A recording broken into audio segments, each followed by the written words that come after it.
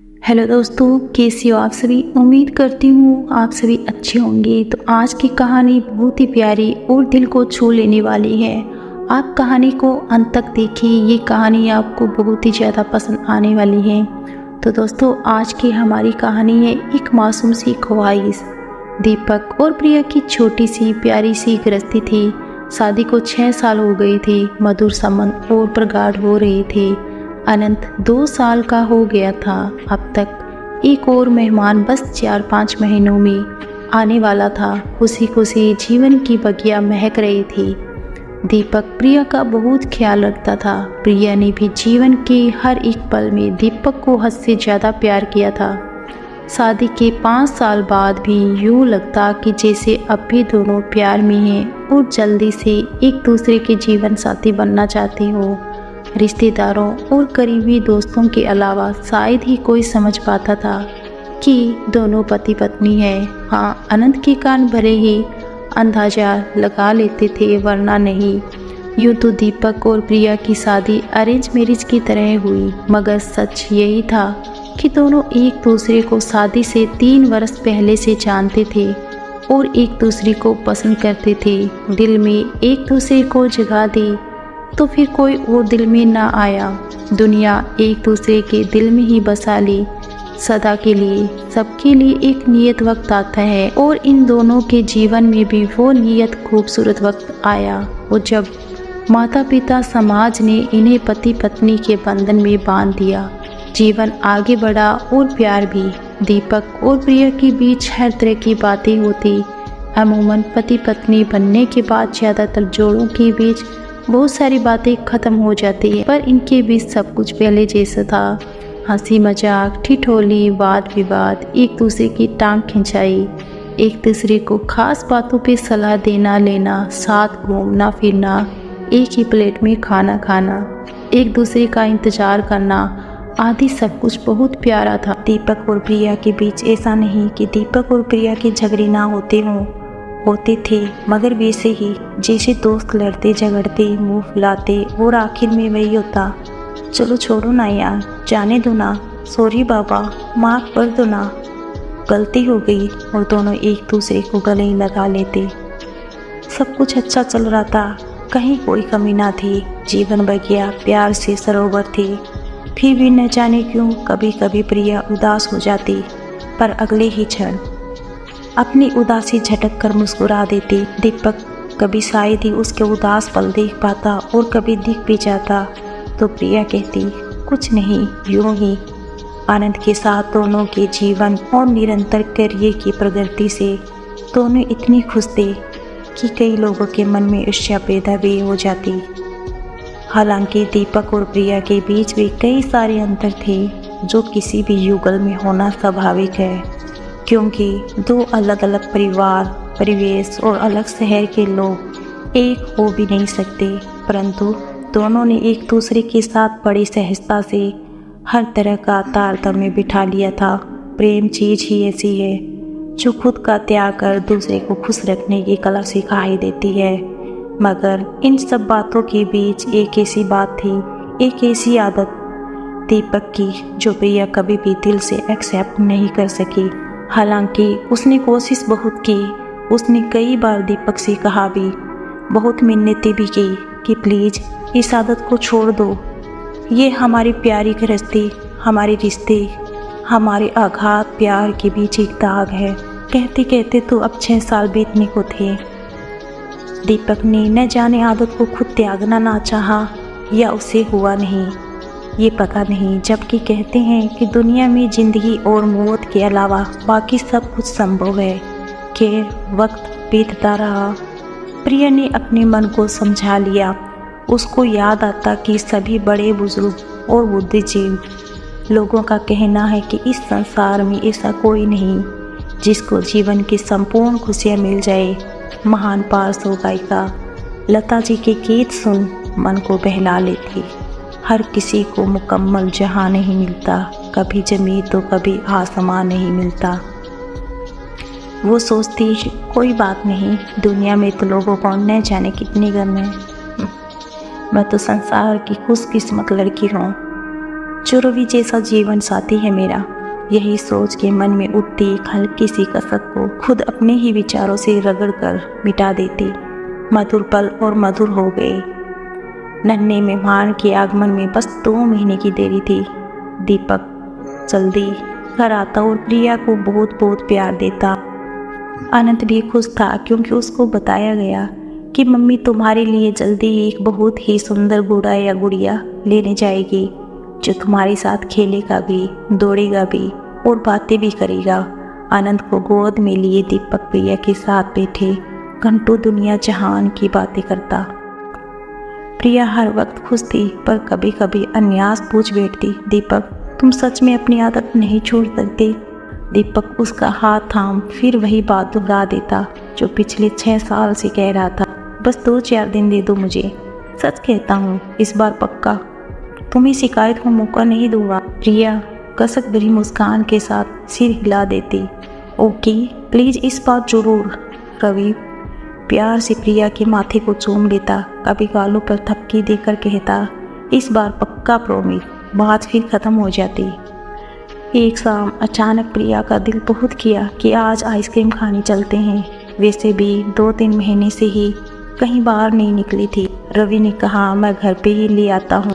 प्रिया नहीं मानी। तीनों तैयार होकर आइसक्रीम मार्केट चले गए। आइसक्रीम खाते हुए बहुत खुश थे तीनों। उन्हें कुछ और ही लिखी गई थी जिसका समय नज़दीक था।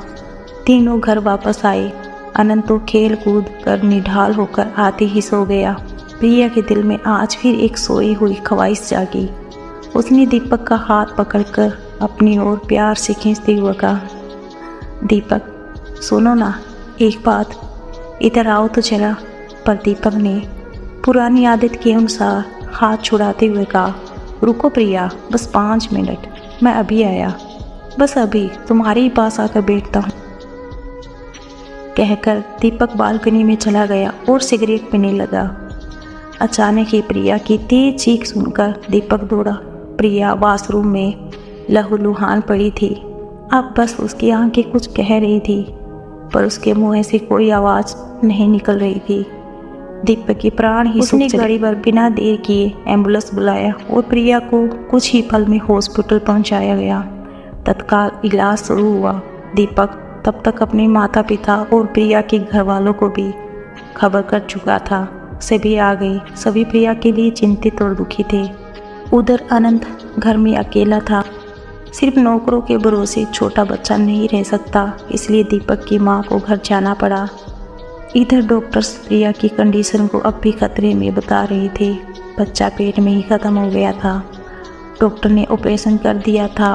अब प्रिया को बचाने की कोशिश में जुटे थे। थोड़ी देर में अनंत को लेकर मां दोबारा हॉस्पिटल आई। मां ने दीपक के हाथ में एक पेपर देते हुए कहा, ये तकिए के नीचे रखा था, शायद। अनंत के हाथ में खेलते हुए आ गया। कोई ज़रूरी चीज़ हो शायद, ये सोच मैं लेते आई। माँ पढ़ना नहीं जानती थी, सो दीपक पढ़ने लगा। उसने पहचान लिया, ये प्रिया की लिखावट थी और जगह जगह स्याही ऐसे बिखरी हुई थी कि लग रहा था उसने रोते रोते ही ये सब लिखा था। अरे ये तो अभी शाम को लिखा है उसने, क्योंकि प्रिया की आदत सभी जानते थे कि वो कुछ भी लिखती है तो उस पर अपने साइन करके नीचे तारीख और समय भी लिखती है। मतलब कि जब रवि थोड़ी देर के लिए सिगरेट पीने बालकनी में गया था तभी प्रिया ने ये लिखा था। दीपक पढ़ने लगा। पता है दीपक, जब प्यार में हम दोनों सरोवर हुए थे पहली बार, जब हम पहली बार अपने अपने दिल की बात एक दूसरे से कहने को मिले थे, जो शायद हमारे प्यार की पहली शाम थी। उस दिन हमने समंदर के किनारे बने उस कॉफ़ी होम में समंदर के लहरों को साक्षी करके एक दूसरे से पूछा था कि हम एक दूसरे को ऐसा क्या दे सकते हैं जो सच में बहुत नायाब हो। मैंने कहा पहले आपको दीपक। याद है दीपक, आपने क्या कहा था?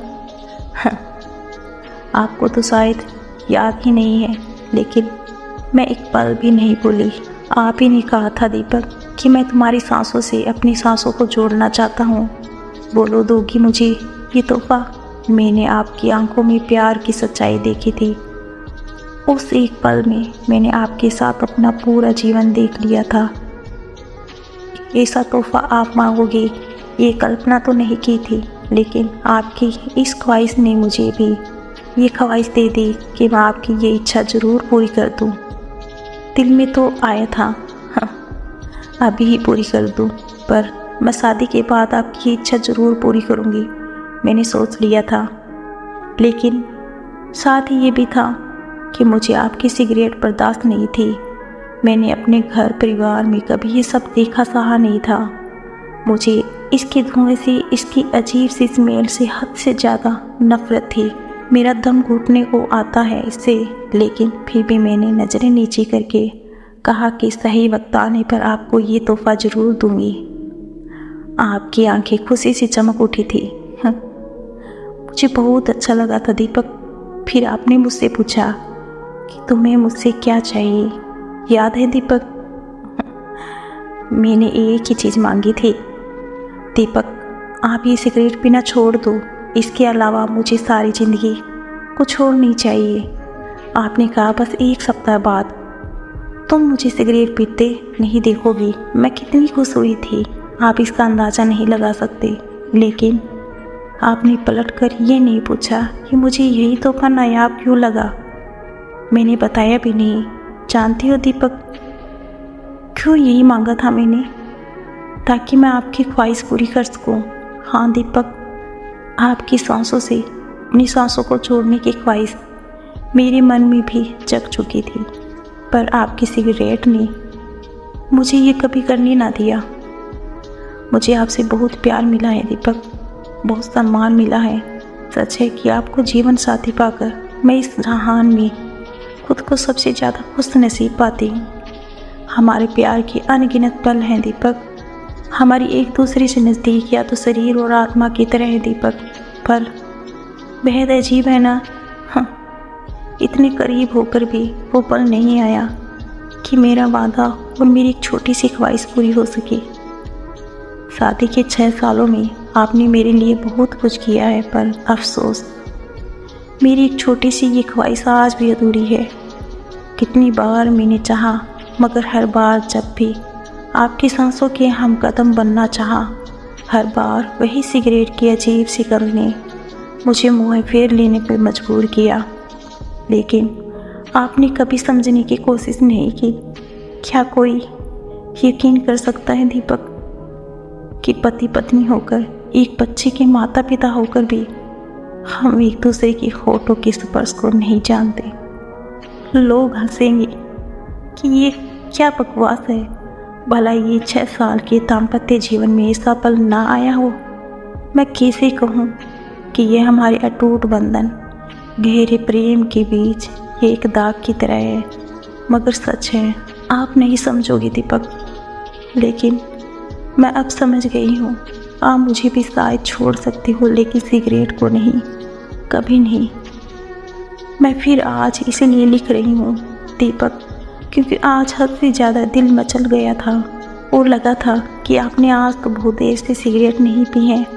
शायद आज एक बार ही सही मेरी ख्वाहिश पूरी हो जाएगी। लेकिन आज भी आप हाथ छुड़ाकर सिगरेट उठाकर चल दिए। मैं रोना चाहती हूँ चीख चीख कर, पर रो नहीं सकती। शायद हमारे अगाध प्रेम पर ये सौंपने नहीं होगा। मैं बांटना चाहती हूँ अपना ये दर्द, मगर क्या ये किसी से कहना उचित लगेगा? बेहद अपमानित महसूस करने लगी हूँ।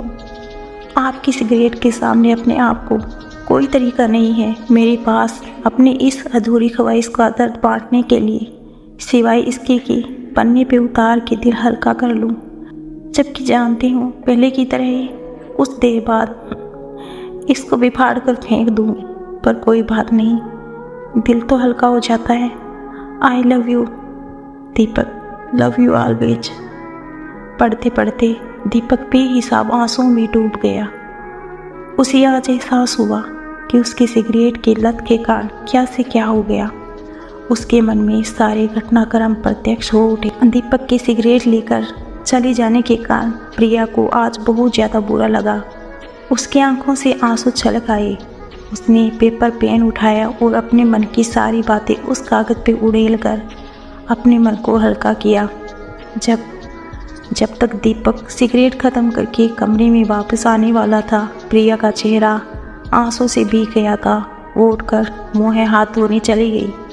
जब वो वॉशरूम से वापस आने लगी, न जाने कैसे उसका पैर फिसल गया। ये उसकी विचलित मन की दशा थी, या महज प्रेगनेंसी के कारण उसको चक्कर आ गया होगा, या उसके जीवन की इतनी ही अवधि तय थी।